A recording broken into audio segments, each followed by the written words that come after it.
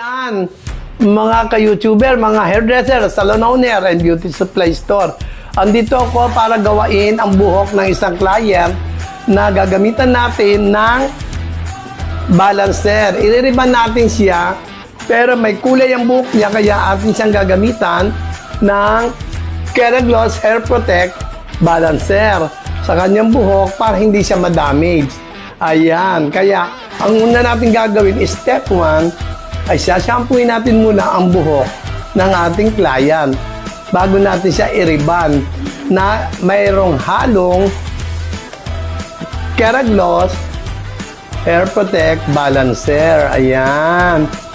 Ayan, kaya tara, umpisa natin ang step 1, ang pag-shampoo ng buhok ng ating client.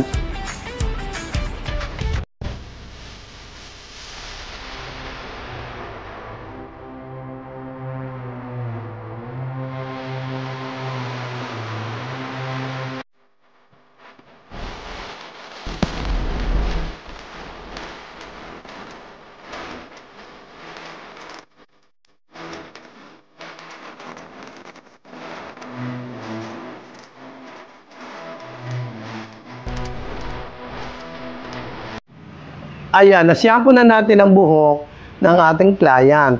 Kaya, ang ating gagawin ngayon ay ating patutuyuin bago natin siya applyan ng pang-riban. Ayan. Pero ang pang-riban, kailangan haluan natin siya ng Hair Protect Balancer kasi ang buhok ni Madam ay may kulay. Ayan. Super kulay. May highlight pa. Ayan, kaya kailangan natin gamitan siya ng Balancer Hair Protect.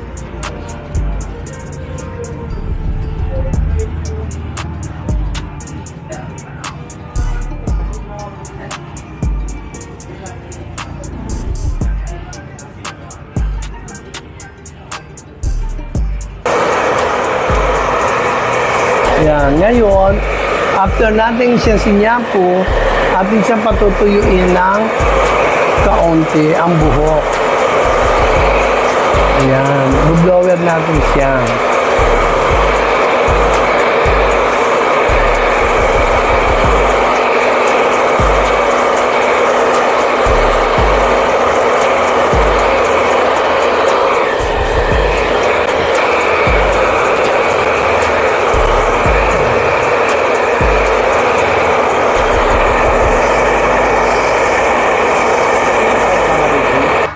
Ayan, ngayon ay atin ang na-blower ang buhok ng ireriban ng ating client na may kulay. Atin na siya ngayong a-applyan ng gamot na pang-riban. Pero haluan natin siya ng Keragloss Hair Protect Balancer. Ayan, ang gamot ng pang-riban, haluan natin siya ng kaunting Keragloss Hair Protect Balancer para hindi ma-damage ang hair ng ating client na may kulay. Ayan, para tayo makapag-riban ng may kulay sa pamamagitan ng pag-assist at paghalo ng Keragloss Hair Protect Balancer sa buhok ng ating client. Pero bago tayo maggamit bago natin i-apply, mag-gloves muna tayo. Parang syonti naman yan. Asan may pang-riban mo? Doon, meron na tayong pang-riban. Naglagay na tayo ngayon ng pang-riban. Step 4 na yan. Naglagay na tayo ngayon ng pang-riban na gagamitin sa buhok ng ating client. Ang system mo nga may kulay siya. Maaari ang tendency nito maputol pagka in-applyan ng pang-riban ng puro. Kaya ngayon, gagamitan natin siya ngayon ng Keragloss Hair Protect Balancer. Ayan. Haluan natin ng Keragloss Hair Protect Balancer ng konti para ang gamot ay tumabang, hindi niya ma-damage ang buhok ng ating client. Ayan. Ayan, papatakan natin siya ng balancer. Ayan. Lalagyan natin yung gamot. Ayan. Yan.